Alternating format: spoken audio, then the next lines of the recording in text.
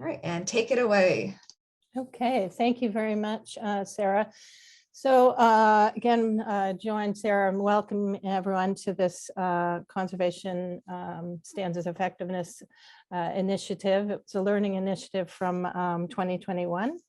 My name is Sheila O'Connor. I think I know many of the people who are on the call, but for those who don't, I'm an independent consultant since early 2017 and had 30 years with WWF in various positions. So across the globe, and have been part of the CMP and CCNet community for, I don't know, a decade or so.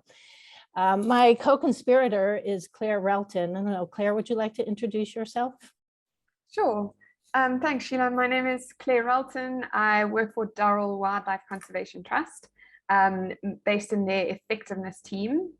I have significantly less experience than Sheila, but have been very privileged to work with her on this initiative, but have also been a member of CMP and CCNet for a few years now. Thanks, Sheila. Thank you. Can we have the next slide, please? So over the next 45 to 60 minutes, we're going to run through the following things. We want to describe the CSEI initiative, its focus, purpose, and objectives in 2021, the products that we developed. Claire will run us through the results of the learning initiative, and we'll briefly present the next steps for 2022 because we're very grateful to CMP that they've given us another year on the learning initiative. We want to walk you through how you could get involved, and then we'll have a Q&A session, and we're going to run a tiny little survey to hopefully help us get started or to help the discussion along. Just as a reminder, as Sarah said, if you have thoughts or questions and you want to drop them in the chat, we can pick them up at the end of the slide deck. Thank you. Next slide, please. So the Conservation Standards Effectiveness Initiative was developed to support goal 1 of the CMP strategic plan. And also just a question that I know CMP, CCNet, and the conservation community more generally have been wrestling with, which is to specifically try and assess the assumption or seek evidence that if organizations or projects or anyone developing conservation endeavor does it using good conservation practice, either the conservation standards or some similar approach, that it will lead to more effective and agile results so that the projects or the programs would be generally more effective. We deliberately did not try and look for or seek evidence in our 2021 initiative on impact, sort of change of status of conservation targets. So at this stage, we were trying to keep it towards the more kind of process results part of the theory of change that underpins the CMP strategic plan. Next slide, please.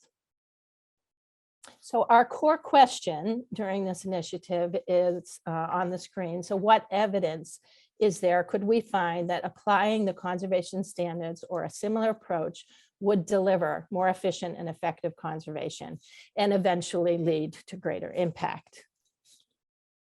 And the three things that we sought to achieve, or our objectives, were: one, to review and understand the best ways of measuring effectiveness when you're applying an adaptive management framework; then to try and seek that evidence that increased effectiveness is a result of applying the frameworks.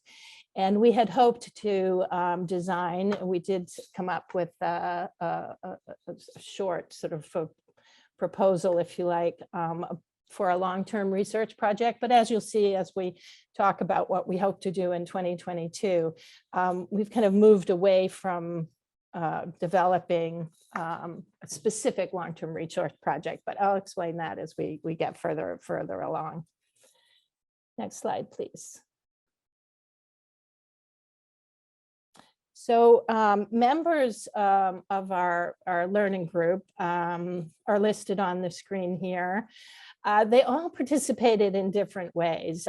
Some people we interviewed, some we had general discussions with, some people attended our meetings or specifically got engaged on a very regular basis. But it was, quite a diverse group, and we're really grateful for everyone who was able to participate. Next slide, please. And so the products that we were able to develop and produce by the end of 2021 is we developed a theory of change, and Claire is going to run us through some of this in a lot more detail. That theory of change sort of expanded, if you like, that little dotted arrow that you saw in the CMP strategic plan. And we also developed this resource library. Again, thank you for everybody who may be on this call and sent us things to look at. We identified some indicators, some ways to measure success along the theory of change.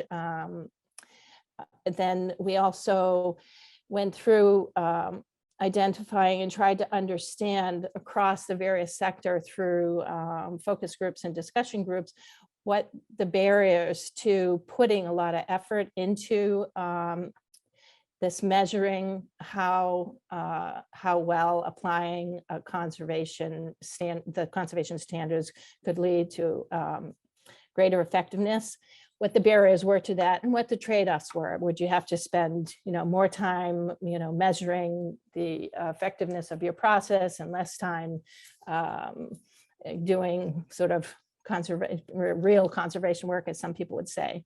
We conducted a survey to get a larger view from the conservation community on their perceptions of adaptive management and how they measure the effectiveness of applying, how many people actually use adaptive management frameworks, et cetera. And then we did, as I mentioned before, develop a research concept for a potential long-term research project and to tackle that deficit of the evidence for improved effectiveness and efficiency when applying a conservation approach like the conservation standards.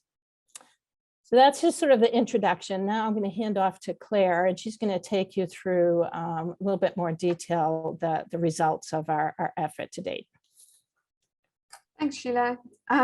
Just to say, I'm sorry for the link I shared in the chat was obviously had a little glitch to it. So thanks, Caroline, for sharing the workspace link. All of these resources are available on the CMP workspace under the subheading Conservation Standards Effectiveness. So you'll find it all there. So as Sheila mentioned, we developed a theory of change to basically expand out that assumption in CMP's theory of change for goal 1. Don't worry too much about all the detail in this slide. I'm not expecting you to read it. Ideally, what we wanted to do is we wanted to identify those key sort of groups of results that we were expecting to be achieved through the adoption of either the conservation standards or an equivalent adaptive management framework in conservation. We also developed a simplified version of this theory of change, which I'll go through in a little bit more detail. But just importantly, you'll notice the dotted arrow towards the end of the theory of change here, which goes from having more effective global conservation projects to the ultimate outcomes of improved global biodiversity, improved human well-being, reduced threats to those things.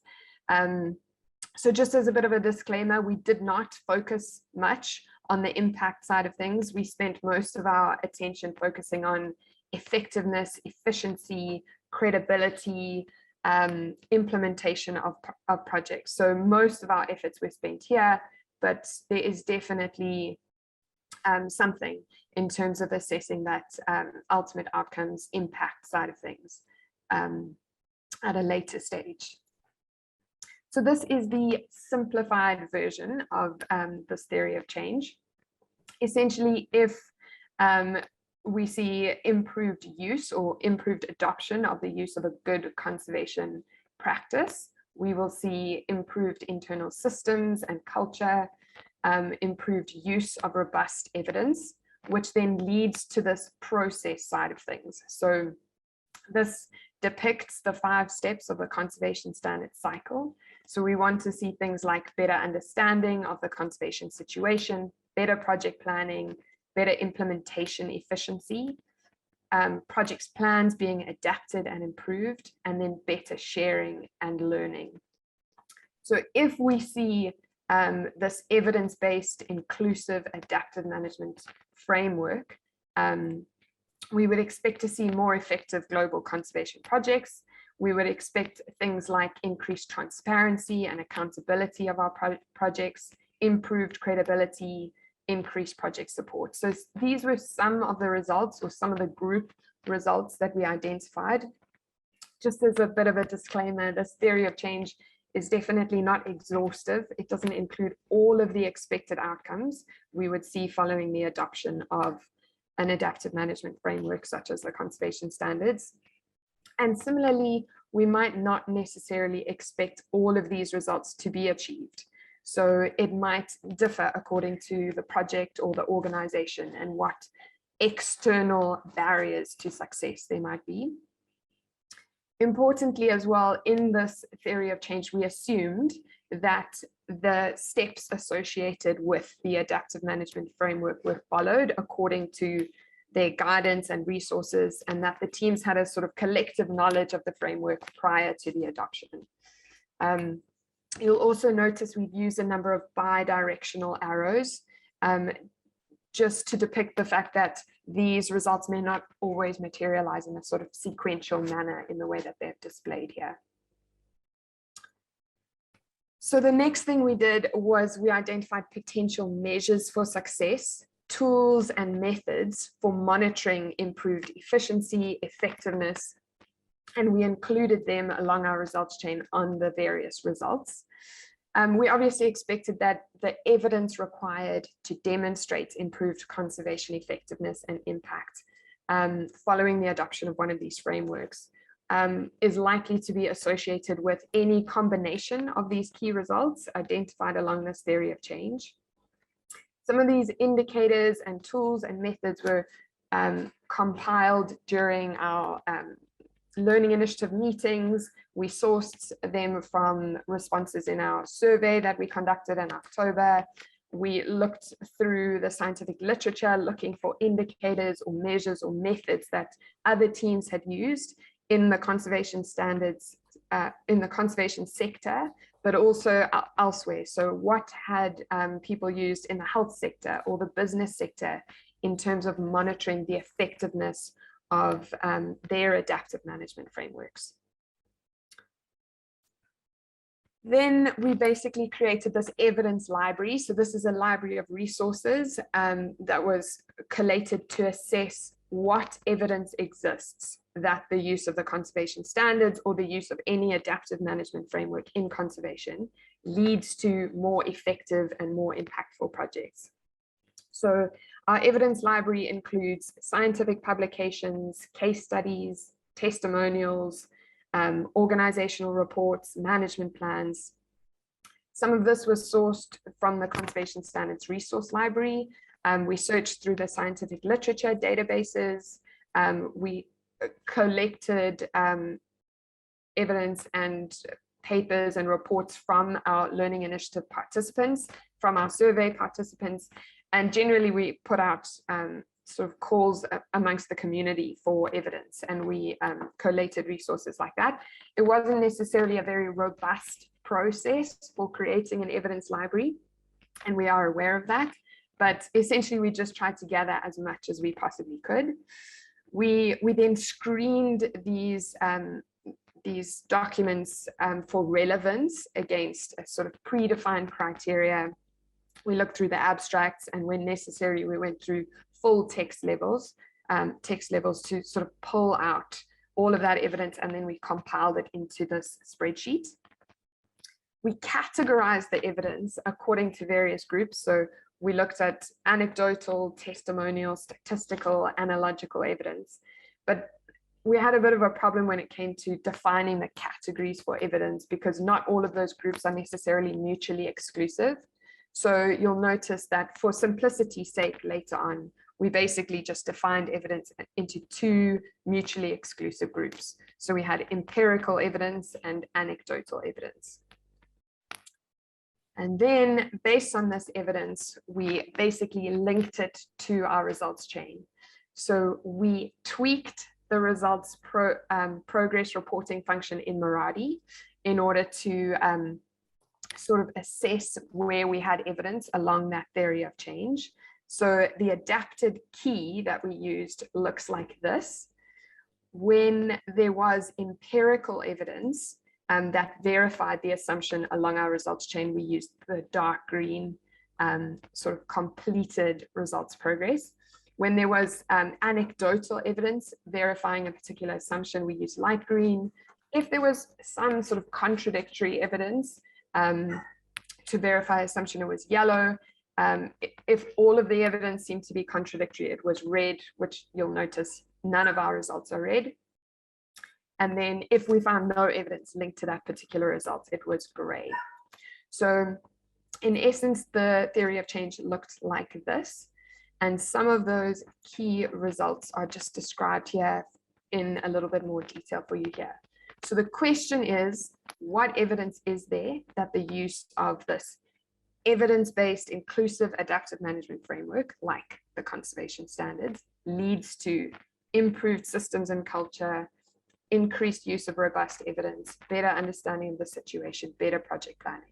So we found anecdotal evidence associated with those results. For two of our results, we found for better implementation efficiency and more effective projects, we actually found empirical data associated with those results. But just bear in mind that it may not necessarily be linked to the conservation standards framework. It might be linked to another adaptive management framework. So specifically, this particular evidence, the empirical evidence linked to more effective projects, was actually linked to CPSG's species conservation planning approach. And they found that where there was sort of the use of this robust framework, projects were more effective, and it did lead to more impact amongst their projects and reduction in threats, as opposed to projects that they use a counterfactual to assess that projects that did not use this approach perhaps would not have had as much success amongst their projects. So just bear in mind that this the methods we use to create this table are not necessarily robust. Only the data that we had access to was included within this evidence library. So going forward, we might consider adapting this approach somewhat. Finally, we completed an online survey aiming to assess the conservation community's perceptions of adaptive management frameworks. So this is related to their perceptions. It's not related necessarily to evidence that they might have. About 33 respondents completed the survey, which represented 23 organizations or individuals. Most of those respondents were, in fact, from NGOs, and they worked within the strategic planning section or the M&E section within their organizations. You'll see that most respondents declared that the use of this adaptive management approach will greatly enable better understanding of the situation and better project planning. So obviously step 1 and step 2 of the conservation standards. However, most respondents actually felt that the use of an adaptive management framework might only somewhat enable greater effectiveness of implementation, increased transparency and accountability, increased credibility, and increased funding and capacity. So overall, our results showed that most of the evidence we found within our resource library actually assessed the impact of using a theory of change. So most of that evidence was linked directly to the use of a theory of change. There was limited evidence describing how adaptive management frameworks might have improved internal cultures and systems within organizations. And most of that evidence was again linked to that sort of step 1 and step 2 of our cycle. So most of that evidence is around improved project planning and was not linked to improved implementation or adaptive management. So it didn't sort of go full cycle in terms of that evidence. There was limited empirical evidence suggesting that these approaches do allow stakeholders to be more agile and responsive and effective within their jobs. And then, as I mentioned, there was that CPSG scientific paper that revealed that these approaches definitely slowed the rate of decline to extinction of particular threatened species. So finally, some of our main sort of conclusions at the end of this initiative in 2021 included that we now had sort of this increased understanding of what those positive outcomes or positive results might be along that theory of change in terms of the adoption of a successful evidence-based adaptive management framework. We now have a better understanding of what measures and tools teams might use for monitoring those outcomes. We also acknowledge the fact that there is definitely need for more robust data collection on this. So there is definitely limited evidence showing the effectiveness of adaptive management approaches in conservation in general, particularly the conservation standards. And importantly, the evidence base connected to the effectiveness and efficiency of conservation standards. It's sparse and patchy, but it's definitely growing. So as more case studies come out and more people start to use things like the audit tool, this evidence base will begin to grow. And this sort of leads me into our plans for 2022. So I'm going to hand back over to Sheila, who's going to talk through what we are hoping to do in the next year or so. Thank you, Claire. So as I mentioned, we're really grateful to CMP and other supporters that they feel. I think that, the sense is they feel that we actually made quite a lot of progress, but we still have a lot of questions. And so in discussion with the CMP board and members of our kind of learning group, we thought it might be more useful instead of to look at more practical ways of trying to collect the evidence that applying adaptive management, is worth the effort. It's like the sort of proof of concept that has, plagued a lot of people for many years. So our plans for 2022 are to try and bring together, a framework, a set of processes and tools that will help the conservation community, CMP, CCNet, for example, to support the collection of evidence relating to indicators of effectiveness of application of the approach. So some of the things that we propose to do is, continue to look for new and existing indicators, tools, and methods that are out there. We know there are many things that we didn't discover last year. We hope to develop fairly simple monitoring protocol that would help organizations and projects understand how well their application of the process, so the theory of change, how well does each of those results, not how well they're doing it, but does it actually lead, support the assumption and lead, if you like, to the next result along the results chain. So we really still want to concentrate on the kind of bulk of the theory of change. And, you know, potentially we can push into thinking about the impact at the far right-hand side, but we still feel like there's a lot that needs to be done to understand and provide evidence of, you know, sort of validating the assumptions we have in that theory of change. So we are looking to expand the evidence library. We want to, I don't know, we're calling it a conservation effectiveness workbook. It's very sort of simple, hopefully simplified set of indicators, tools, methods, protocols that will help both at an organizational level, but also at a project or program level.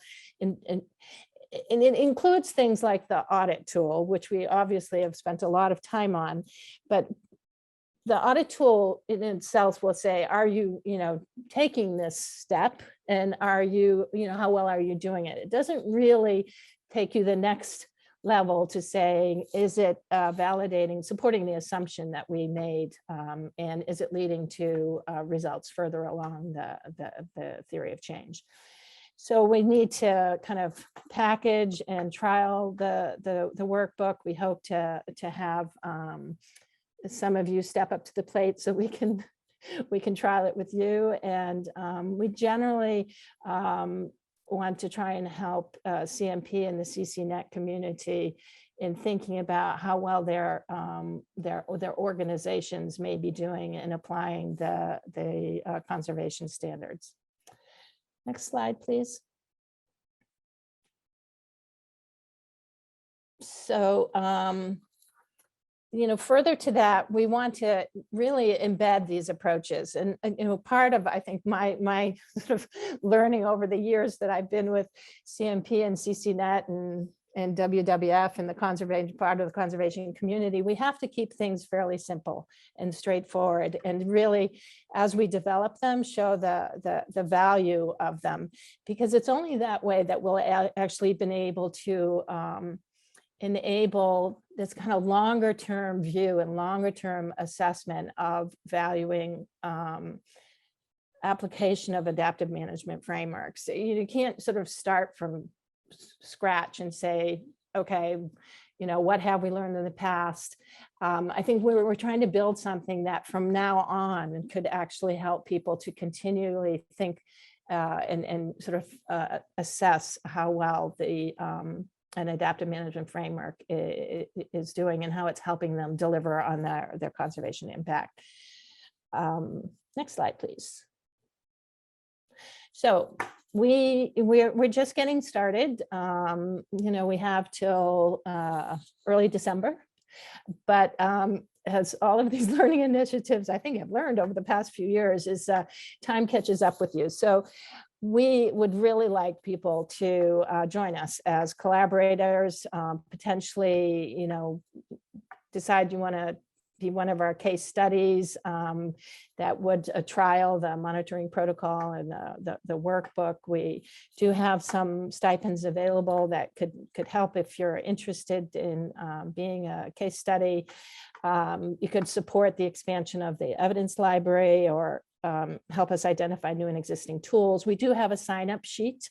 So when you have a copy of this, you can go straight to the sign-up sheet, and we'll just ask name, how you might like to collaborate, so that we can really get things up and running as soon as possible.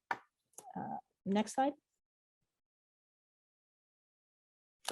So that's pretty much our presentation. So from 2021 and what we're looking forward to do in 2022.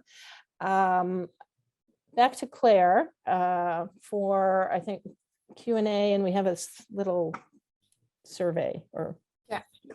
So we're just going to ask a couple of really quick questions using this Mentimeter. So if you go to www.menti.com or you use this QR code, you can follow the steps and into this little code over here, you can follow the steps to get to our first question, which is, does your organization currently have systems in place to monitor the effectiveness of conservation standards adoption if you are using the conservation standards? If you're using a different adaptive management framework, that's also fine. You can still answer this question. So this is basically related to, are you using things like the audit tool, or do you have other systems in place to monitor how effective your processes have been in terms of adopting an adaptive management framework? It seems like the vast majority are saying no so far. I'll just give it one more minute.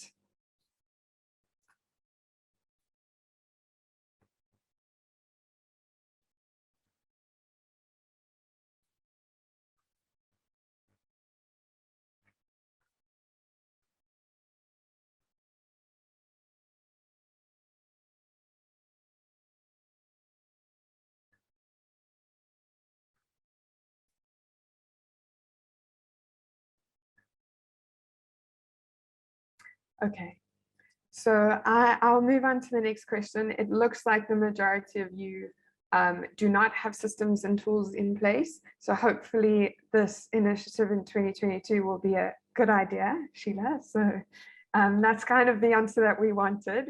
The next question is, there we go. The next question is, what do you feel is the biggest challenge to monitoring conservation standards effectiveness, or the effectiveness of the adoption of an adaptive management framework?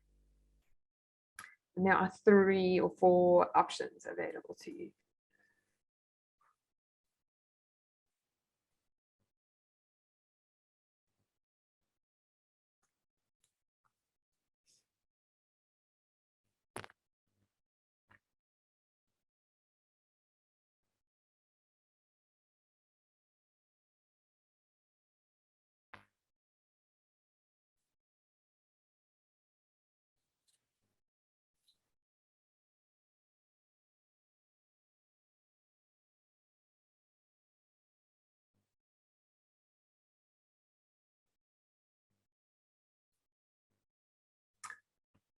Alrighty, so I was going to ask a third question, but I'm not going to, because I only have the free version of Mentimeter, so I can only ask 2 questions. But essentially the next question was going to be related to the response here. So you can see that a lot of people might think that monitoring the effectiveness of using one of these approaches might in fact be a waste of time. And we actually wanted to know whether or not you felt it was an important thing for your teams to be doing. So this is going to lead us quite nicely into the Q&A. We'd like to have a bit of a discussion about this and hear your thoughts on whether or not you think it's useful or important for teams to be monitoring the effectiveness of an adoption of the conservation standards or any sort of adaptive management framework. It looks like the majority say that it's not considered a priority. There's also a lack of capacity and time. And a few of you mentioned that there's just a lack of systems and tools. If anyone who selected other wants to mention what those other barriers might be, feel free to pop those into the chat. Alrighty, I'm going to stop sharing for a second and we'll dive into the Q&A. Great. We have a number of questions in the chat. The first is, what is your definition of conservation project effectiveness if it isn't about impact? So that is essentially linked to all of those key results along our results chain. So that's the point of having linked these things to the results chain. So in the detailed version of the results chain, we basically describe what do we mean by better understanding of the conservation situation. So we list out each of those sort of sub results underneath each of those groups, things like improved partnerships and collaboration, sort of improved knowledge of the situation and where action might be needed. And importantly, we know that adopting a framework doesn't necessarily lead to all of these results, but we basically listed out those key results that we felt were most important in terms of seeing effective projects at the end of the day. And that basically that definition is described within our theory of change. Does that answer your question, John? Yeah, it does. I mean, I was just most interested in how you were defining it. I mean, I guess I would argue that the real definition of an effective conservation project is that it has the impact you intended, but I now understand how you define it, so that's fine. Thank you. Okay. Great. Yeah, it's just because we didn't measure, we didn't have evidence linked necessarily to impact, which is why we sourced evidence linked to those other sort of results that might happen earlier on, which hopefully then leads to that increased impact. But I hear you, John. And I understand where you're coming from. Thanks. All right, next question. Is most evidence linked to improved project planning because until recently, that's where most of us focused? I would say so. Probably. Yeah. And then also curious about the sources of evidence. How unbiased do you think they were? For example, FOS authors are likely to say that these tools and approaches are important and increase effectiveness. That's probably true as well. I mean, we did, when we sent out the survey, we sent it out through social media, LinkedIn. We were hoping to, get, I suppose, a wider view from the community, but it probably is still somewhat biased, right? I mean, it's probably the people who kind of look at stuff coming from CMP maybe already feel strongly about it. But yeah, I mean, it'd be interesting maybe as we try and go forward in 2022, see what we can do about, seeking input from others we might not consider quite so familiar with or with the conversation and the things that we've been working on within the CMP CCNet community. So good point, Caroline. Yeah, and I think that a lot of the anecdotal evidence that we collected was sort of case studies and testimonials, which were probably quite biased because generally people tend to be to mention success more than they mention failure, and to talk through what those successes might be amongst their team following the adoption of a framework like this. So I would say that definitely the anecdotal data would be probably considered biased, but the empirical data or empirical evidence, that limited empirical evidence that we do have, I would say is relatively unbiased. But I mean, that anecdotal data would be some of the case studies that I personally have submitted to CMP detailing the benefits of having adopted the conservation standards. And I mean, often people might say, well, it's relatively obvious that adopting an adaptive management framework would be beneficial for your team and for your conservation project. So yeah. Okay, next, it seems that your basic question includes 3 somewhat independent ideas: inclusiveness, evidence-based, and in using an adaptive management cycle, and that each question might be asked independently. So perhaps asking those questions independently might help you draw firmer conclusions.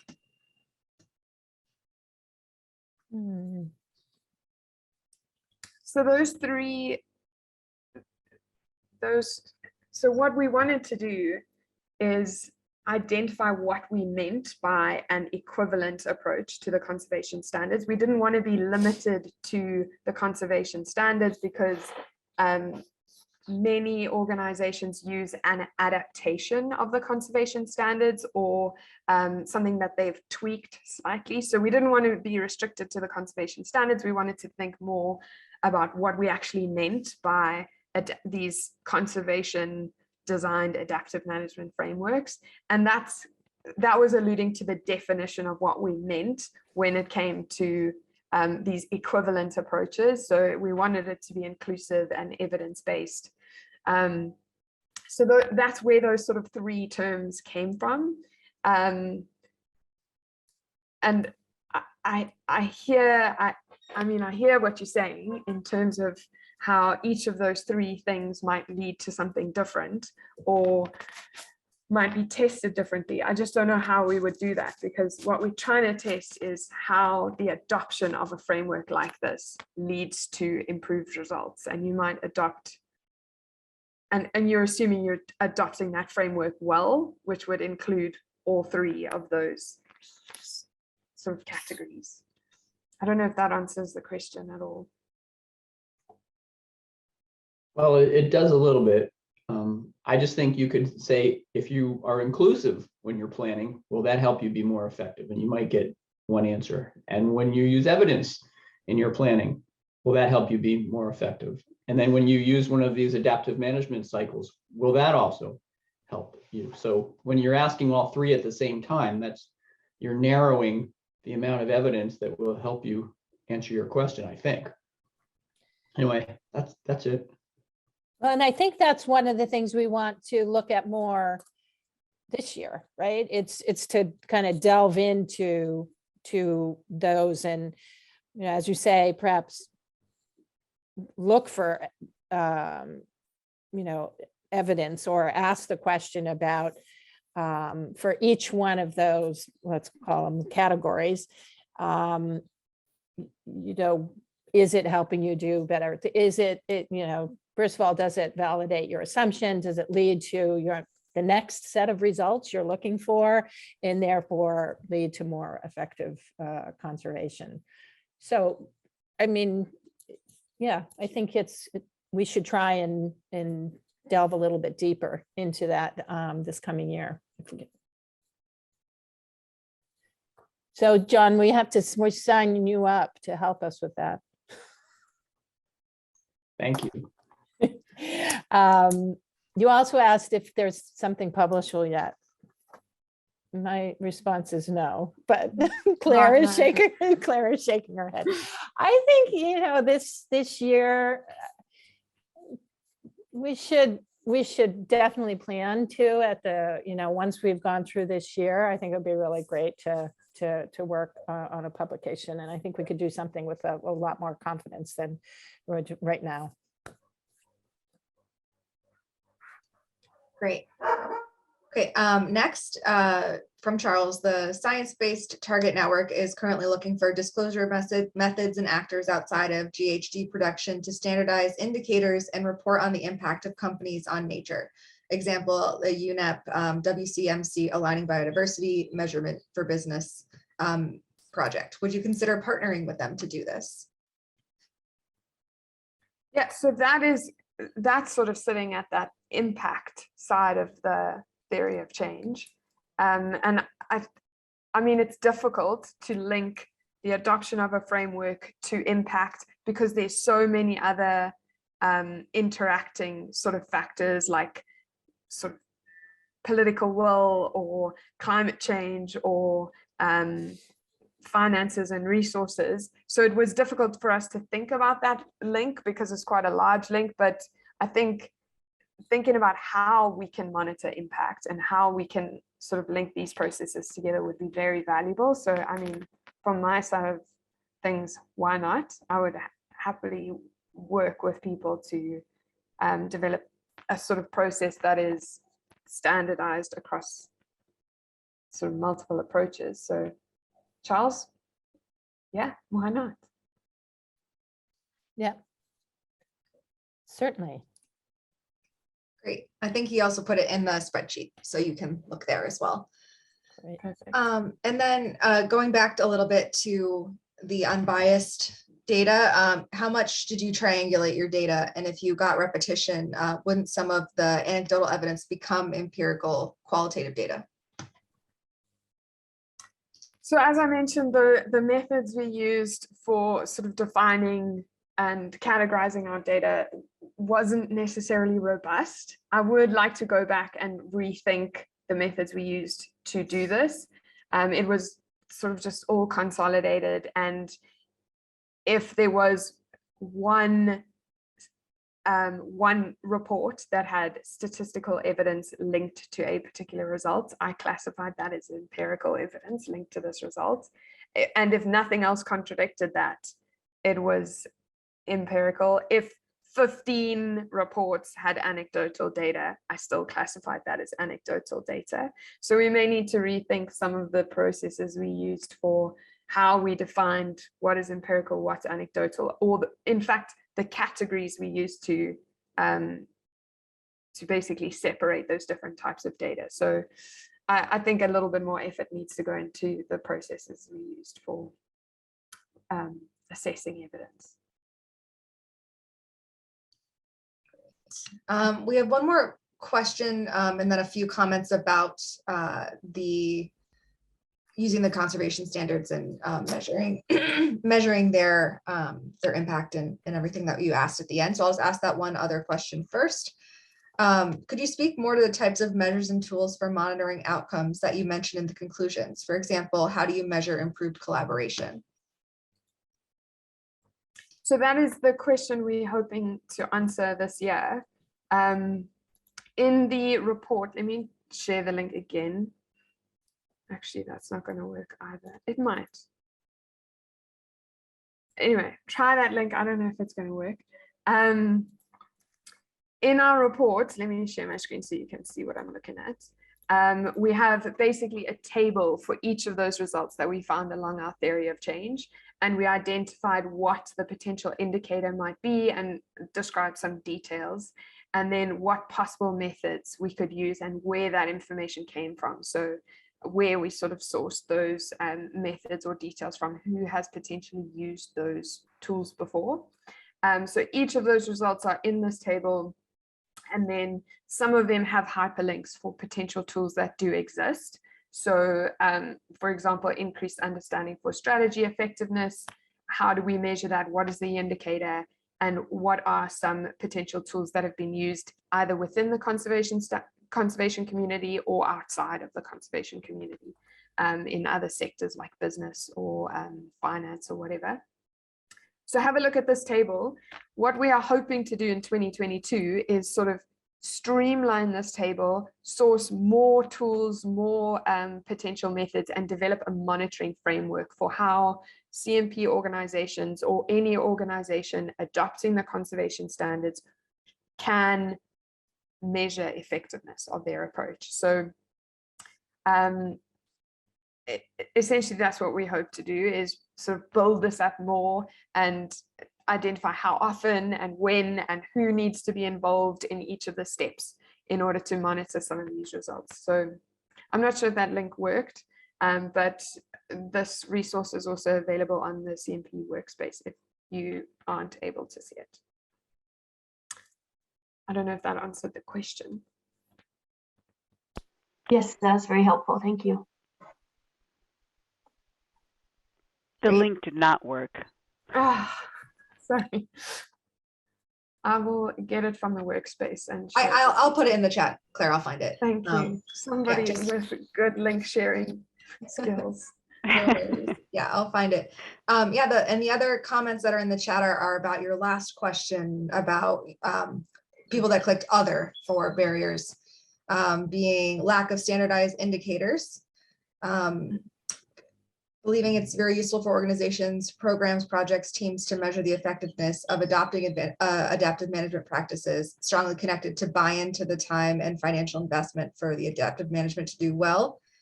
Parks Canada does think it a priority to assess evidence for the conservation standards, as they want all of their work to be evidence-based and to produce evidence. Conservation standards is a strategy that they adopted under assumptions that still need to be tested. I don't know if anyone else has any specific other barriers or a few more questions that came into that they'd like to discuss. Well, just to say that Sheila has already mentioned how you can get involved in this initiative. When we develop that sort of toolbox or workbook with those monitoring protocols in for how an organization might go about this, we want at least 3 organizations, case study organizations, to test this approach and to actually collect some of the baseline data that might be associated with that monitoring protocol. So Parks Canada sounds like a very viable case study option. And if anyone else would like to opt in to be one of those case study organizations or a case study project, feel free to put that on the sign up sheet. We do have some finances available to offer as a sort of stipend for that case study organization. So just wanted to mention that as well. Great. We got about 5 minutes left when we have 2 more questions / comments. Again, from John about defining conservation project effectiveness, that it is a strong project rather than whether it is being effective and achieving impact. Suggests that you replace conservation project effectiveness with conservation project strength or similar, as a thought. Yeah, I mean, I think one of the things is to go back to sort of Emily and Erica's comment, is that if you're choosing to apply an adaptive management framework as a strategy, for instance, which I think Emily mentioned, part of what we're trying to do is say, is that strategy being effective, in itself, like the content of that strategy. We'll think about it, John. I think there's still value, as long as people understand what we mean by using that word effective. I think there's still value in pushing for that, rather than, strength talks for me is a little bit more about quality. But let's talk about it a little bit more. I understand your point, but anyways. And is there an... And just one more set of questions, and I think we'll wrap up. How many efforts are implementing strategies? What % of total strategies, and how many efforts are actually conducting monitoring activities, etc.? Just more basic questions. Yeah, I think, Erica, we've struggled with this one a little bit before. If there isn't some basic questions that might be worthwhile trying to, even provide the context in which these more detailed kind of monitoring of results of the progress of your theory of changes that we should potentially consider. So thank you, John, for that. We'll have a think of how they might fit into what we're trying to do over the coming year.